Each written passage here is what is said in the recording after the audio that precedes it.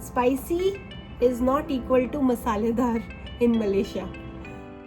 Hello everyone, my name is Pooja and I am an Indian living in Malaysia for the past 6 years.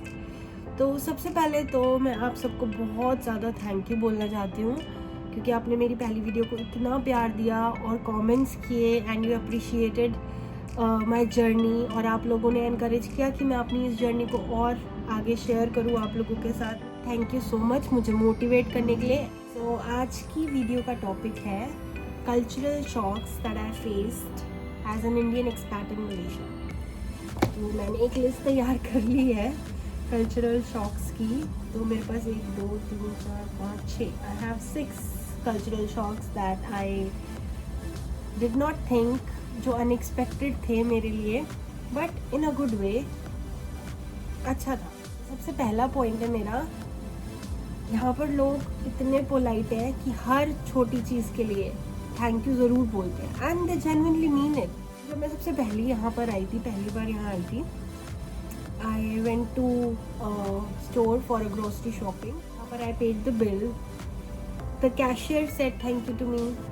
Then the person who was attending or arranging the goods in the store, he also said thank you to me. और उसके अलावा जब मैं बाहर जा रही थी, then another person also said thank you to me. तो मुझे इतना awkward feel हो रहा था. Why is everybody saying thank you to me? And I just left. मतलब polite लगता था बहुत ज़्यादा कि बहुत ज़्यादा ही polite हो रहे हैं. But अब it seems normal to me when I say thank you for each and everything. So my second point is that यहाँ पर कोई हॉर्न नहीं बजाता. No one honks. मतलब इंडिया में तो अगर आप रोड क्रॉस कर रहे हो या अगर आप ट्रैफिक में हो, it's very common for people to just honk और हर सेकंड में हॉर्न बजाना जस्ट इन केस ट्रैफिक ना भी हो तब भी लोगों की आदत होती है और मेंटालिटी है लोगों की कि हॉर्न बजाना ही बजाना है. But when I came here, I saw that लोगों का ट्रैफिक मतलब जाम लगा हुआ है बट स्टिल कोई हॉर्न नहीं बजा रहा, लोग पेशेंटली वेट कर रहे हैं. So it was very different if I compare it with India. तो यहाँ पर अगर कोई रोड भी क्रॉस कर रहा होता है, the cars actually stop and wait for that person to actually cross the road first. तो यहाँ पर ऐसा नहीं है कि अननेसेसरी कोई हॉर्न बजाता है, पर हाँ अगर कोई हॉर्न बजा रहा है means that there is something serious. अच्छा, तो अब आ जाते हैं तीसरे पॉइंट पे and I seriously find it a little funny.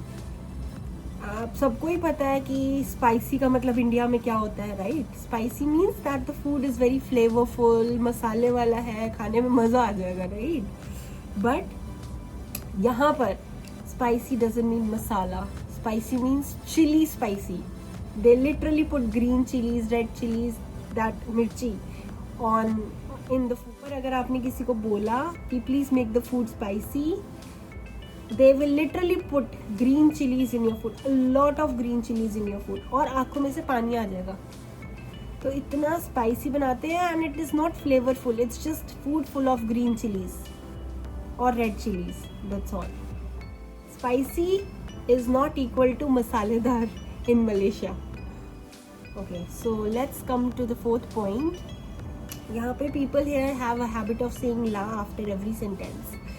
तो for example, okay la, can la, don't worry la, sure la, let's go la. So it's like their own expression which is kind of polite and seems friendly as well. तो पहले तो मुझे समझ ही नहीं आता था कि इंसान बोल कर क्या चला गया. मैं बस सोचती रह जाती थी कि what did he actually say? Okay what? Sure what? So now I actually like it. It actually makes the conversation sound more chill.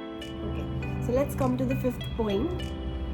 So people here have a habit of removing their shoes or slippers outside clinics, salons and houses. So for houses it's common because we also have that practice in India, right? लेकिन I was so shocked when I saw that people are also removing shoes outside the clinic and outside the salon. मैं नहीं थी तो मुझे तो नहीं पता था कि ऐसा भी कुछ होता है, तो मैं सीधा एंटर कर दिया मैंने तो salon में and people were like looking at my feet कि मैंने पता नहीं क्या ही कर दिया. And then they told me that you have to remove your shoes outside. I was like okay, so this is something new as well. तो clinics पे भी ऐसे ही होता है. वो क्लिनिक जस्ट, मुझे सारे क्लिनिक्स पे तो नहीं देखा है मैंने, पर कहीं कहीं पे होता है, because there is a clinic near my place, तो वहाँ पर they just have the slippers removed outside of the clinic. Okay, so अपने लास्ट पॉइंट पर आ जाते हैं कि यहाँ पर मूवीज़ के बीच में इंटरवल्स नहीं होते हैं। So it's a 3 hours movie, you have to sit for 3 hours.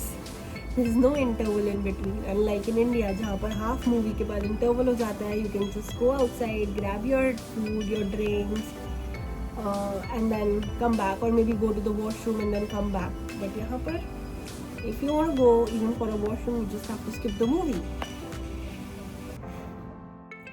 So Malaysia has been full of surprises for me, और यही कल्चरल शॉक्स मेरी जर्नी का सबसे बेस्ट पार्ट है। तो अगर आप भी किसी नई कंट्री में मूव हुए हो तो आपका सबसे बड़ा कल्चरल शॉक क्या था, कमेंट में ज़रूर बताना।